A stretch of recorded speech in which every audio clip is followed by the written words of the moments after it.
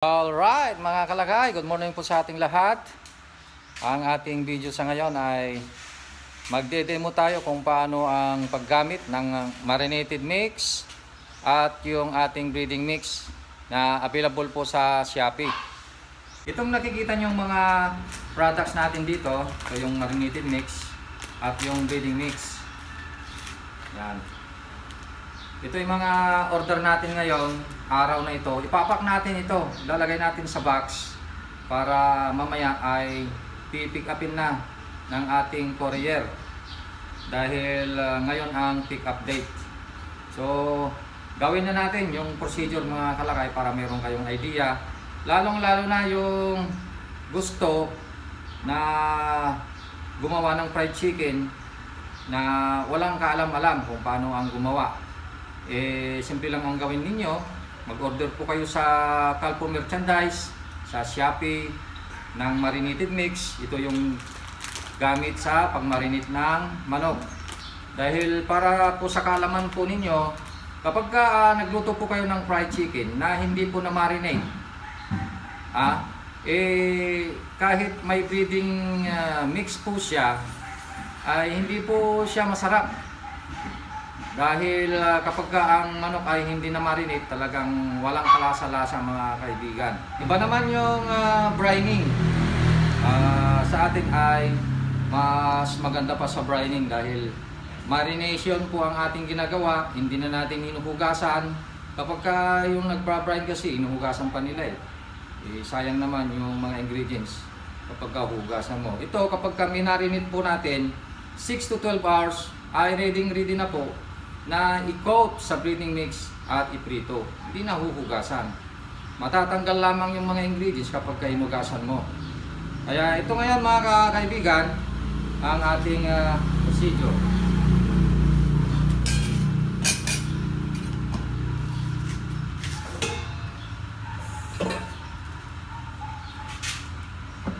Yan, sa marinated mix muna tayo. Meron po tayong 1 kilong manok dito. Ito, 1 kilo. Nahugasan na po yan. Kapag kayo po ay nagmamarinate, kailangan hugasan muna ng 2 beses. Yan. So, simple lang ang gawin natin.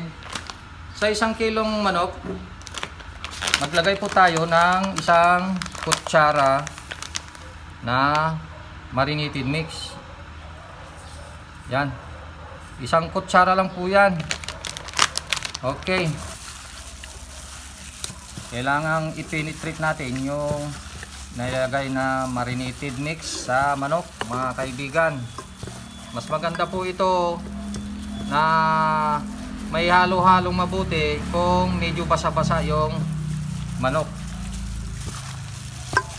Ngayon kung dry masyado ay pwedeng lagyan ng konting tubig para madali siyang ma-penetrate. Halimbawa, konting-konting tubig lang. Lagyan natin ng konting tubig. Mga 1 kutsara. Mas madali na siyang ma-penetrate, mga kaibigan.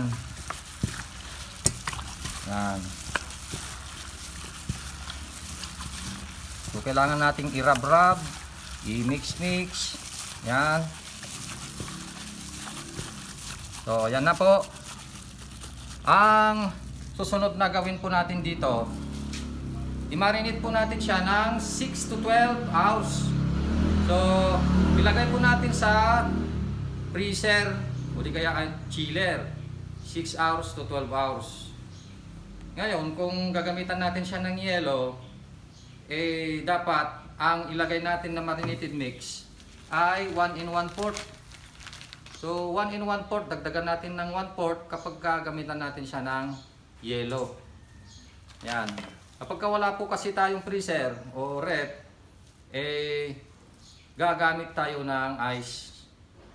So sa ganitong 1 kilo, 1 to 2 kilos na chicken, 1 pirasong ice, yung nabibili sa tindahan na 5 pesos.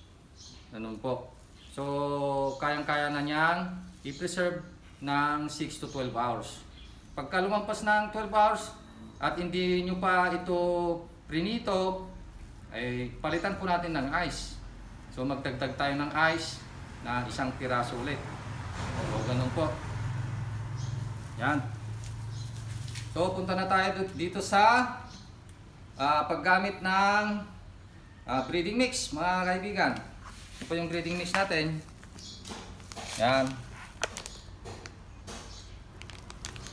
So, ang gawin po natin, kailangan meron tayong bowl o palanggana na medyo malaki. So, ganyan, oh. So, ito po yung ating breeding mix. Yan. Ayan po.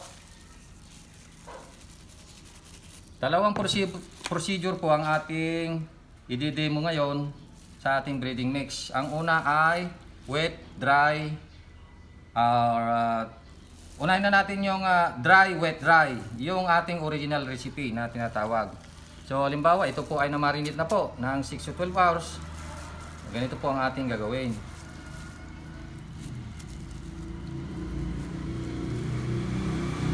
Yan.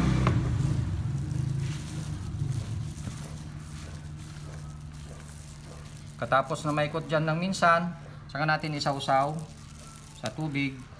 Yan, ibabalik natin sa ating breeding mix. Yan. So ito po yung tinatawag nila na dry, wet, dry. Bali, double coating. Double coating po ito kasi dalawang beses na na-coat. So ganyan po. Yan.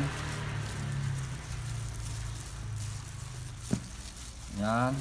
Minsan pipisil-pisilin natin na ganito para kumapit yung breeding niya.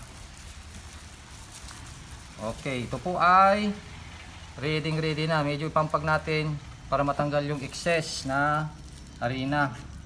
Yan, oh. Yan, medyo ipampag natin ng konti. Yan. Ready na po ito na iprito. So, ito po yung dry, wet, dry. Ngayon, ay gagawin naman natin yung wet, dry. Wet, dry. Kailangan natin ng isa pang bowl, mga kaibigan.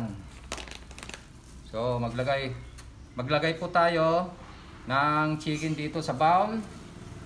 Yan.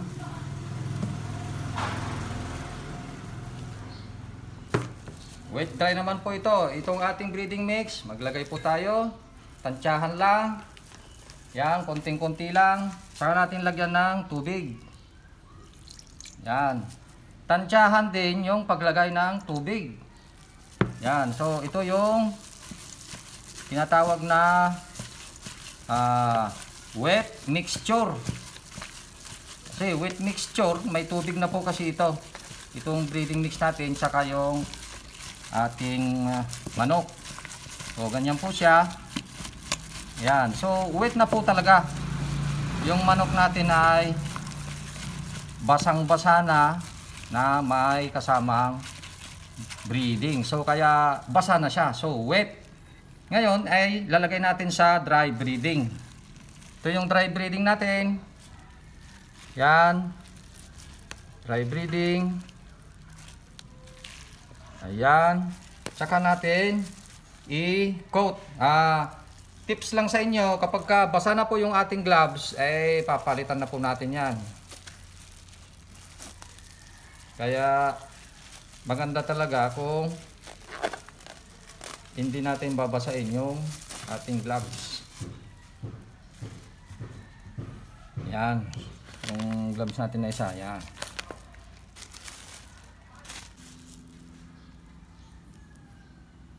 Okay, ito na po yung ating dry breeding. So, final coat na po ito. Final coat. Ganyan siya, oh. Yan.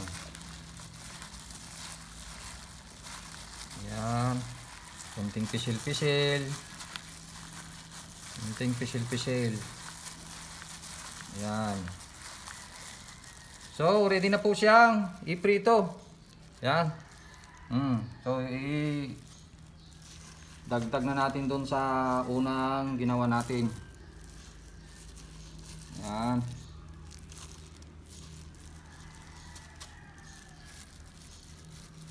Ayan. Okay.